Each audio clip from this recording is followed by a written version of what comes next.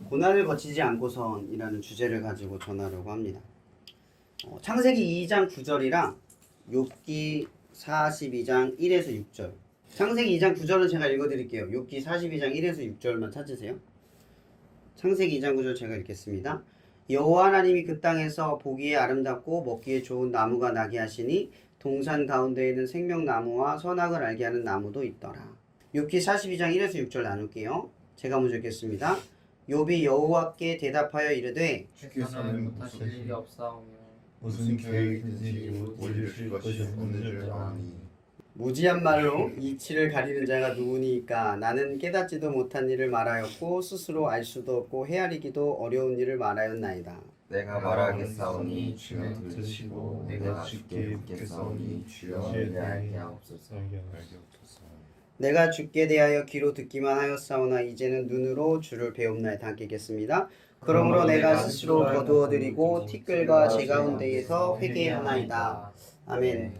여러분, 우리 회개라는 단어가 언어적으로는 돌이키다 라는 뜻이라는 걸 잘 알 거예요. 또한 죄는 관역에서 벗어나다 라는 뜻입니다. 우리가 죄를 인식할 때 죄 지은 행동 하나를 죄라고 인식할 때가 참 많아요. 근데 실제로 성경에서 말하는 죄는 하나님을 표적으로 했는데 그 표적에서 벗어난 모든 게 죄예요. 그럼 우리는 항상 죄를 짓는 상태입니까? 아닙니까? 항상 짓고 있는 거예요. 왜냐면 항상 관역을 벗어나고 있거든요. 근데 우리가 살아가는 건 사실 죄를 안 지어서 하나님께서 우리에게 복 주시는 게 아니라 우리는 은혜로 살아가는 거예요. 우리는 복구가 안 돼요. 항상 관역을 벗어나요. 우리의 선한 의도, 저도 사역을 오래 해왔지만 늘 혼란스러운 것들이 참 많아요. 내가 과연 옳을까? 선한가? 잘 선택할까? 수많은 것들을 되짚어보면 하나도 잘 된 일이 없게 느껴질 때가 참 많아요. 그럼에도 불구하고 선을 쫓고 옳은 길을 걸어가는 그러한 하나님의 뜻을 생각해 볼 때 한 가지밖에 없어요. 그걸 염원하는 마음으로 은혜를 의지하는 것밖에 없는 거죠. 늘 해왔던 것을 반복하는 힘, 그건 은혜인 거예요. 여러분 스스로를 기반 삼으면 다 흔들릴걸요? 아, 나는 여태까지 하나님을 위해서 지켜왔어. 뭐 흔들림이 없었어. 항상 이 고난 속에서 모범을 보여왔어. 죄를 안 짓고 살아왔어. 라고 하는 것들이 여러분의 삶의 기반이 되지를 못해요. 그런 것들을 의존할수록 그런 것들이 쌓여가면 쌓여갈수록 무너짐은 더 쉽게 찾아온다는 거죠.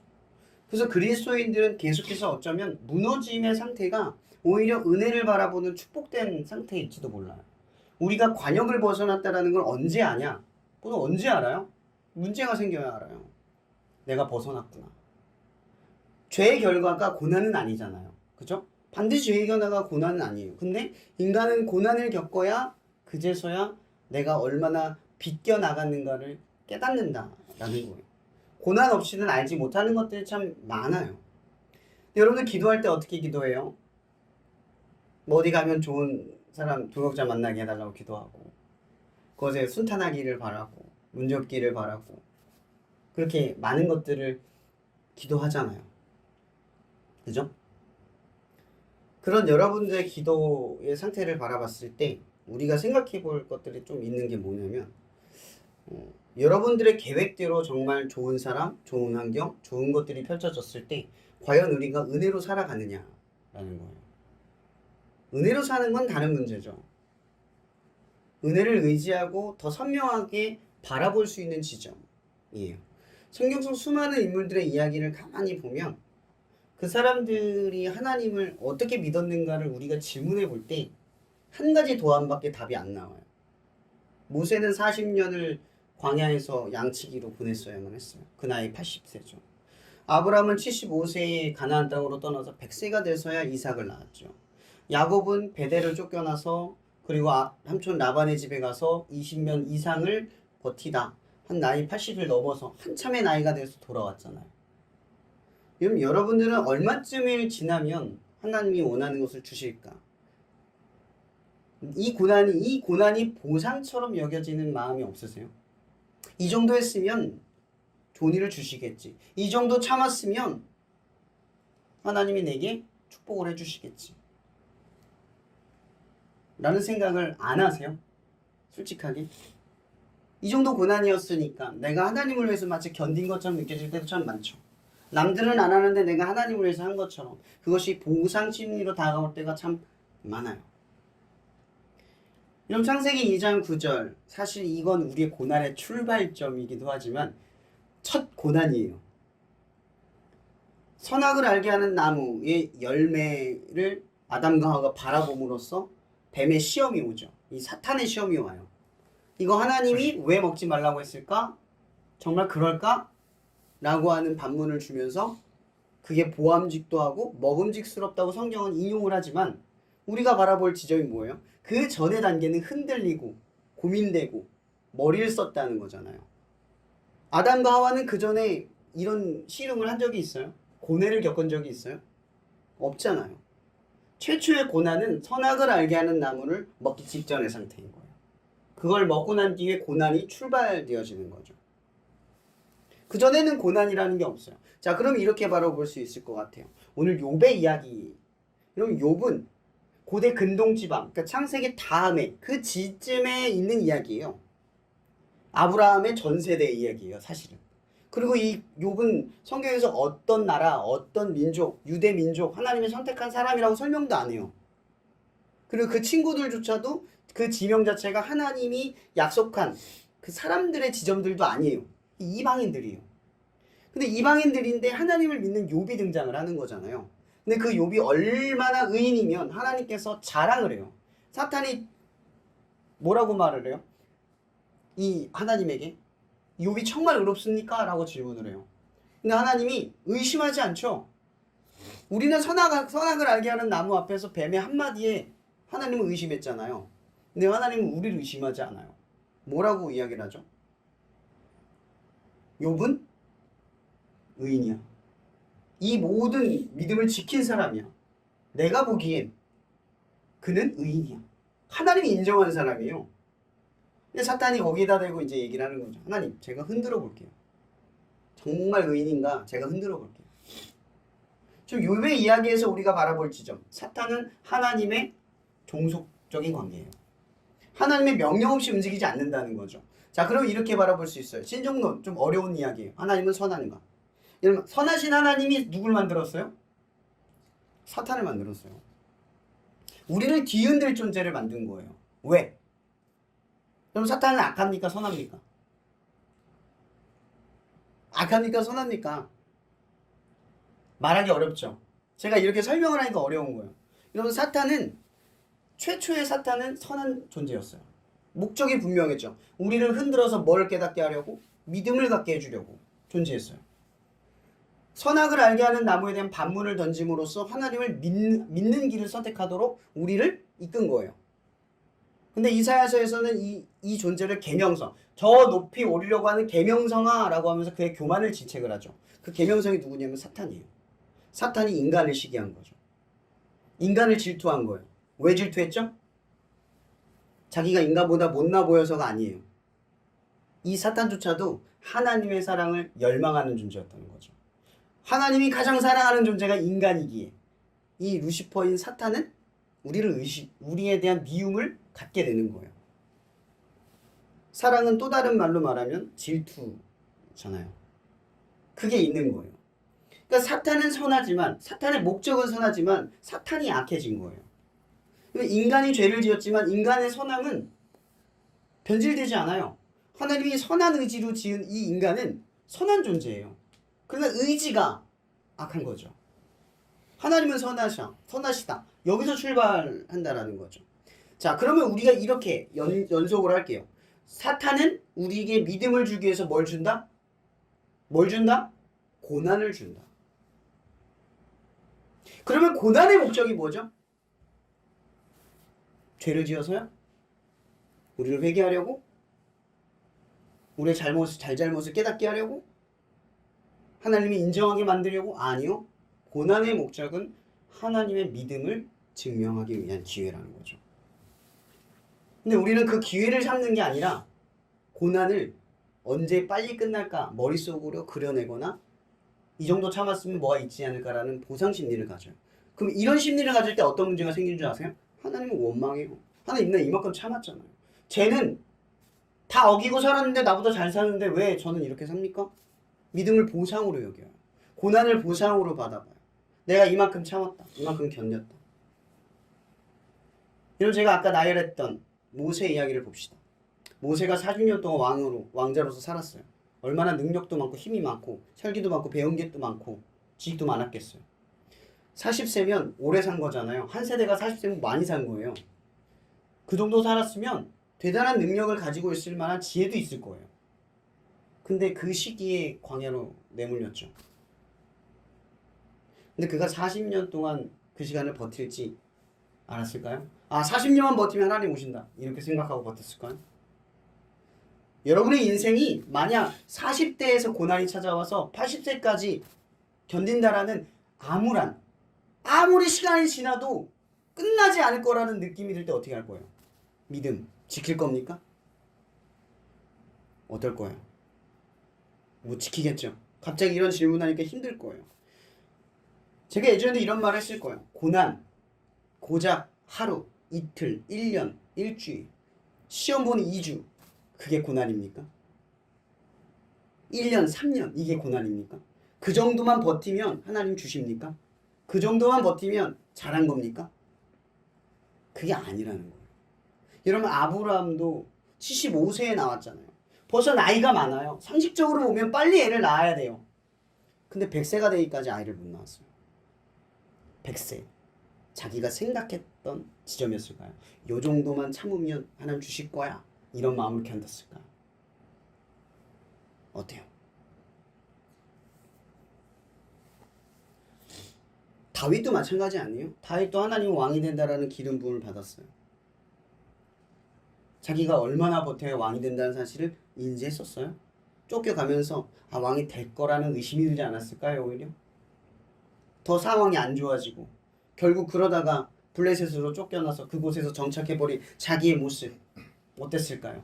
더 실망스러운 존재가 돼버리는 자기 자신을 바라봤을 때 내가 왕이 될 거라고 하는 짐작이 있었을까라는 거죠. 여러분 우리가 하나님이 우리에게 고난을 주실 때 그 시간이 얼마나 걸릴지 우리에겐 그 영향이 없어요. 우리의 생각은 얼마에 끝날까? 얼마쯤 가면 끝날까? 얼마쯤 하면 될까가 아니에요. 고난엔 뭐가 있어요? 뭐가 있다 그랬어요? 목적이 있는 거예요. 목적을 안 바라보고 언제 끝날까만 생각을 하는 거죠. 그래서 우리가 늘 하나님 앞에 제대로 못 배워요. 여러분 이런 생각 안 들어요? 하나님께서 왜 가나안 땅에서 그 홍해를 거쳐서 출애굽을 시켰을 때 왜 가나안 땅으로 바로 안 데려갔을까? 성경은 이야기하고 있어요. 왜 안 데려갔죠? 바로 왜 안 데려갔죠? 처음에? 그들이 두려워하여 도망갈까 봐 안 갔어요. 왜? 왜 두려워서 도망갈까요? 믿음이 없으니까. 하나님이 그들을 건져냈지만 가나안 땅으로 건져내고 끌어갈 거라는 그 기적을 다 맛보았지만 뭐가 없어요? 믿음이 없으니까. 아직 하나님과 동고동락하면서 견디는 시간이 없는 거예요. 이 믿음, 뭐 수련회 가서 뜨겁게 기도하면 생겨납니까? 섬기면 생겨나요? 이런 믿음은 견딜 때 생겨나는 거예요. 믿음은 견딜 때 생겨나는 거예요. 조금 견뎌놓고 견뎠다고 말하지 마세요. 견뎌야 믿음이 생기는 거예요. 근데 우리는 견디는 것보다 선택이 더 빨라요. 빨리 다른 걸 선택하는 게 기회주의적으로 더 우리를 조바심 내게 만들고 고민스럽게 해요. 왜냐면 지금의 시대는 우리를 선택하도록 강요해요. 조금 싫으면 다른 거 가면 되고요. 조금 불편하면 다른 길로 가면 돼요. 여러분 제가 살면서 점점 느끼고 있는 게 뭔지 아세요? 바꾸는 건 습관이 되지만 버티는 건 힘이 돼요. 버티는 게 인생의 가장 큰 힘이 돼요. 근데 여러분들에게 힘이 있어요? 버티는 힘. 지금 우리가 살면서 내가 버텼을 때 그 시기들 힘들었잖아요. 근데 지금 생각해본 지금의 나를 바라보면 그 버티는 시간이 의미가 없었나요? 그 버티는 시간이 지금의 나를 만든 거죠. 지난주에 나무가 저한테 그런 질문을 했어요. 질문이 아니라 얘기하다가 세월호 사건을 얘기를 하면서 안 좋은 기억을 뇌에서 제거해버리면 되지 않나요? 라는 이야기를 나누는데 문득 생각이 드는 거예요. 힘든 걸 빼고 맨날 힘든 걸 빼버려요. 인생에서. 과학적으로 그럴 수 있다 쳐봅시다. 그럼 우리는 뭐가 됩니까? 진정한 내가 될 수 있나요? 행복하고 좋은 기억만 가득 담은 나는 행복할 수 있는 건가요? 인간의 행복은 사실 반대가 있어야 치솟는 거 아닌가요? 열심히 고되게 일한 하루가 있어야 집에 들어와서 씻을 때 좋은 기분을 느끼는 것처럼 고난 없이 행복을 겪고 느낄 수 있나요? 고난의 행운 없이 내가 가지고 있는 것의 소중함을 누릴 수 있나요? 하나도 없죠. 오늘 욥의 이야기를 한번 봅시다. 욥은 당대의 의인이었어요. 하나님께서 그에게 앗아간 것들 뭐가 있었죠? 자녀, 재물, 명예, 명성, 거기에다 치욕을 받았죠. 비방. 네가 그렇게 된 건 뭐 때문이다? 죄를 지었기 때문이다. 여러분 욥은 한순간에 모든 걸 잃었어요. 그냥 세상에 벌레만도 못한 존재가 됐어요. 얼마나 비참했을까. 욥의 1장 2장을 보면은 욥이 계속해서 저주하라 포기하라는 말에 그 자기의 원망을 버리지 않아요. 그러나 욥의 믿음은 견디지 못하는 믿음이죠. 되게 연약해요. 아무리 대단한 믿음이라도 인간은 견디는 데 약해요. 광야에서 왜 우리가 수없이 변질하고 하나님께 대듭니까? 수많은 기적과 역사를 만나를 매일 먹어요. 아침에 일어나면 만나가 떨어지는 기적을 매일 맛봐요. 근데도 하나님께 원망하고 그런데도 하나님 앞에 불평을 해요. 여러분 한번 생각해 보세요. 선악을 알게 하는 나무를 먹었을 때 그들에게 부족함이 있어서 그게 필요했던 건가요? 만나를 하나님이 주셨을 때 그 만나로서 그들이 굶어 죽거나 더 이상 이 길을 걸지 못할 만큼 양분이 없었나요? 한 번도 그런 적이 없어요. 광야는 물도 안 나는데 그들이 40년을 지내면서 물 때문에 죽었다는 기록도 없어요. 오히려 하나님께서 뭐라고 말하냐면 의복도 상하지 아니하였고 신발도 휘어지지 않았다고 이야기를 해요. 하나님이 그만큼 그들을 지켰다 라고 하나님 성경은 설명을 하고 있어요. 여러분 고난이라고 하는 게 어때요? 여러분들의 삶에 하나님이 선명해지는 시간들이 되고 있어요. 제가 얼마 전에 예레미야의 말씀을 전하면서 그런 생각이 들어요. 예레미야 애가에 보면 16장에 이런 기록이 있어요. 내가 쑥과 담즙을 내 속에서 뱉어낼 만큼 힘듭니다. 이런 고백이 있어요. 쑥과 담즙 의학적으로는 굉장히 스트레스를 받았을 때 나오는 현상이에요. 예수님께서 땀방울이 핏방울처럼 나오게 하는 그 사건과 연루되어 있어요. 비슷한 비유예요. 근데 이건 비유가 아니죠. 실제로 이 예레미야가 그렇게 쏟아낸 거예요. 근데 예레미야 한번 상황을 볼래요? 성벽이 무너지고 성벽이 무너지기 직전 그가 그걸 넘어뜨리지 않기 위해서 얼마나 절박하게 예루살렘에 있는 그 자기네 민족에게 이야기했어요. 포기할 만한 상황이잖아요. 집은 다 터전이 완전 무너졌고 가족과 친족은 끌려갔고 자기 혼자 남았어요. 성전과 성경은 그렇게 애통하게 바랐지만 결국 무너졌어요. 고난이 찾아왔어요. 예레미야는 고난이 찾아왔을 때 모든 게 무너졌을 때 뭘 했죠? 쑥과 담즙을 쏟아냈다는 거죠. 예레미야 예가의 이 뜻이 뭐예요? 슬픈 노래, 슬픈 시예요. 뭐에 대한? 하나님의 향한. 쑥과 담즙이 쏟아져 나와요. 고난에서. 근데 이 고난에서 이 예레미야가 뭐라고 고백을 하죠? 20장 21절에 20절 21절 유명한 구절. 여호와의 인자가 긍휼히 무궁하심으로 아침마다 이것들이 새로우니 라는 고백이 나와요. 여러분 다 무너졌는데 주의 성실임이 크시도소이다라고 고백을 해요. 지금 뭐가 성실해 보여요? 다 무너졌는데. 여러분 하나님은 고난을 통해서 고난을 뒤바꾸는 게 아니라 고난에 처해 있는 우리를 바꾸는 거예요. 기도가 왜 필요한지 아세요? 쑥과 담즙을 쏟아내면 고난을 바라보는 우리의 시야가 달라져요. 자꾸 목적을 바라보게 되는 거예요. 언제 끝나지? 그런 조바심, 그런 이상한 마음을 가지고 이쯤 끝났으면 좋은 일이 있어야 하는 거 아니야? 라고 불평불만이 쏟아지는 그런 우리의 생각을 접어들게 만드는 게 기도라는 거죠. 고난 속에서 우리는 겸손해져요. 사실 제가 어제 되게 마음이 힘들었어요. 출근하자마자 핸드폰 떨어뜨려가지고 액정 나가고 올라가자마자 일을 했는데 갑자기 노조에서 파업을 한다고 라인에서 나가서 공조실에 대기하고 있는데 그 직원이 뭔가 기분이 나빴는지 나한테 욕을 막 하는 거예요. 전 너무 당황스러웠지만 대항하지 않았어요. 그냥 따박따박 내가 할 말만 했어요. 똑같이 되지 않았어요. 근데 기분이 계속 언짢고 불편하고 힘든 거예요. 또 제가 또 마음을 먹었던 게 이제 양들교회의 예배들을 섬기기 위해서 오늘도 갔다 왔지만 계속 이렇게 힘든 생활을 해야겠다고 결단을 했어요. 이제 살기 위해 가기보단 죽기로 가는 길을 가야 되겠다라는 마음을 더 먹으면서 그날 또 말씀을 준비를 하는데 말씀을 준비할 수 있는 마음이 안 생기는 거예요. 핸드폰은 나갔지, 책을 가지고 가지 못해서 뭐 묵상도 못하지. 정말 마음이 너무 심란한 거예요. 그렇게 주덕역에 도착해서 입석을 해서 갔는데 너무 그날 또 더워요. 땀을 진짜 비 오듯이 쏟으면서 갔어요. 그렇게 입석을 해서 서서 갔는데 너무 지치는 거예요. 그렇게 걸어서 가기 전에 기차에서 성경을 펴서 계속 보면서 힘든 상황 속에서 계속 성경을 봤어요. 묵상하려고 애썼어요. 정말 기가 막히게 한 20분, 10분 전에 하나님이 갑자기 이 말씀을 주시는 거예요. 너무 신기하게. 질문들을 막 쏟아내시는 거예요. 그 말씀을 준비했어요. 그래서 어제도 정말 뜨겁게 거기서도 예배드리고 이 말씀 가지고 나누고 그렇게 시간을 보냈어요.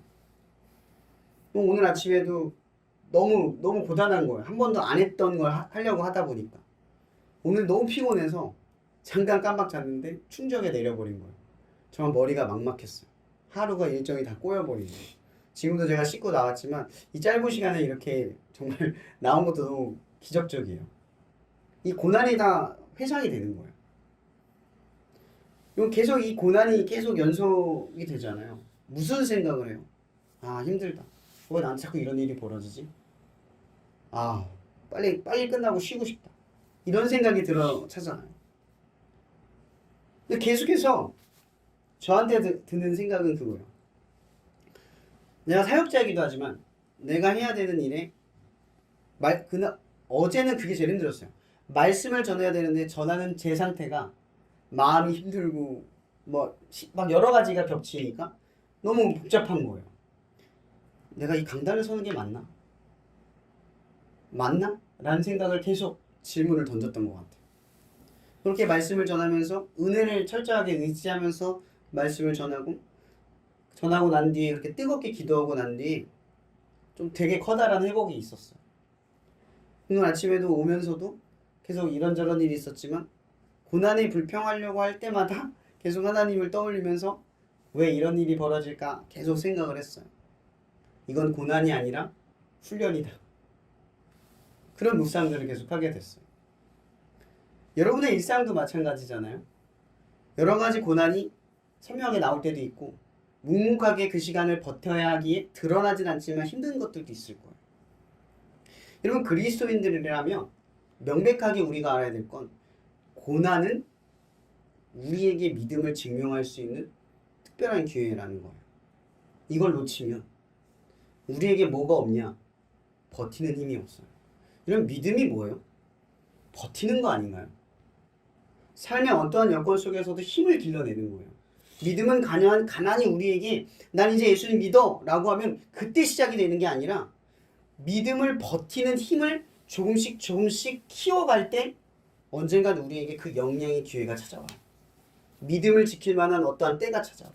여러분, 아브라함에게 이삭을 주실 때 시험의 때들이 찾아와요. 여러분, 거기서 보면 아브라함을 시험한다라고 성경은 설명하고 있죠. 거기서 말하는 시험 많이 들어봤을 거예요. 그건 아브라함의 시험을 당락을 결정하는 테스트가 아니에요. 믿음을 증명하기 위한 시험인 거죠. 하나님의 때인 거예요. 정확하게 아브라함의 믿음이 증명될 수 있는 시기에 아브라함의 믿음을 증명해내게 만드신 거예요.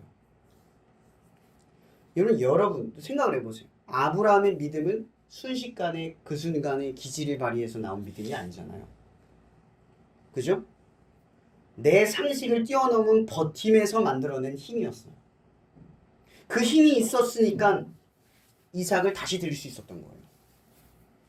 왜? 생명의 주권이 하나님에게 있는 걸 25년 동안 배웠으니까. 고난을 빨리 끝내는 것보다 중요한 게 뭔지를 배웠으니까. 왜? 고난 속에서 하나님을 배웠으니까. 오늘 욥의 이야기로 말씀을 결론낼게요. 오늘 욥은 지금 42절에 결론이 나는 거예요. 욥이 이 모든 것들을 거치고 나서야 누가 등장을 하죠? 하나님이 폭풍우 속에서 등장을 해요. 그리고 이야기를 하죠. 네가 세상을 지을 때 있었냐? 리워야다를 만들 때 있었냐? 베헤못을 네가 제어할 수 있느냐? 그렇게 이야기를 해요. 그러자 오늘 본문에 뭐라고 말하죠, 욥이? 나는 입이 비쳐나요 말할 수 없습니다. 하나님의 섭리에 하나도 대답할 수 없습니다. 내 고난은 하나님의 크신 섭리에 대항할 수 없습니다. 나는 이 고난에서 목적을 발견할 지혜도, 이 고난에서 버텨낼 힘도 없습니다라고 인정을 하는 거예요. 여러분, 제가 이런 얘기를 했지만 여러분, 목적을 탐구한다고 고난의 목적이 이해가 되나요? 잘 안 돼요. 우리가 마치 어떤 그리스도인들에게 어떤 힘든 일이 생겼을 때 고난에 하나의 목적이 있어 라고 하면 그 사람이 그걸 달갑게 받아들이나요? 싸우죠. 네가 뭘 알아. 고난이 생길 때는 어떻게 해요? 누구 친구에게 고난이 생길 때 그냥 옆에 있어 주잖아요. 하나님께서도 여러분의 삶에 고난이 있을 때 이래라 저래라 하지 않아요. 그냥 옆에 계세요. 찾기를 바라신다는 거죠. 여러분, 고난을 통해서도 하나님을 안 찾는 사람이 일상에서 찾지 않아요. 지금이 여러분들이 어쩌면 찾아야 할 시간인 거예요. 지금을 찾아야 꺼냈을 수 있는 거예요. 믿음은 갑자기 생겨나는 게 아니라 버티고 버티는 시간들이 모여서 믿음이 되어가는 거예요. 근데 우리는 어때요? 믿음도 소비적이에요. 선택. 교회도 선택한다고 하잖아요. 목사님 설교를 운운해요. 그럼 목사님 설교가 좋은 게 교회의 핵심인가요? 교회의 분위기가 좋은 게 교회의 핵심인가요? 내가 핵심 아니에요? 이 교회를 살리겠다. 내가 좀 더 나은 신앙이 되기 위해서 좀 더 나은 교회를 선택하는 게 여러분의 신앙에 득이 되는 게 아니에요. 여러분의 선택한 것이 여러분의 고난이 될 때 믿음이 더 확고해지는 거죠. 근데 우리는 고난을 선택하는 게 아니라 유리한 쪽을 선택한다는 거죠. 그래서 버티는 힘을 길러내는 게 아니라 자꾸 머리를 써서 믿음이 평안한 쪽으로 가요. 여러분, 온유를 예를 들어볼게요. 바다가 잔잔한데 다 온유하지 않아요? 그때는 다 배를 운전 잘해요. 초보자도 갈 수 있을걸요. 근데 진짜 운전하는 사람은 파도가 치고 폭풍우가 올 때 발휘되는 거예요. 그죠?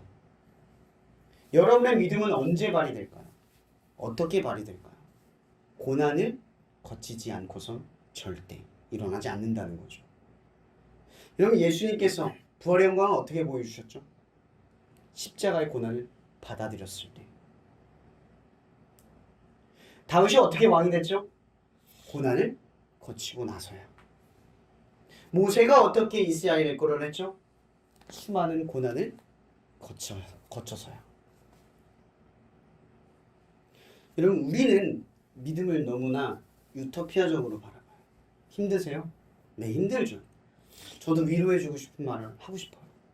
그러나 F, 괜찮아. 할 수 있어. 이런 말은 큰 위로가 되지 않아요. 우리에게 중요한 건 T 같은 하나님의 말씀이죠. 우리의 폐부를 찌르고 우리를 일으켜 세우고 습과 담즙으로 쏟아내게 만드는 그 상황 속에서 하나님을 붙드는 그거.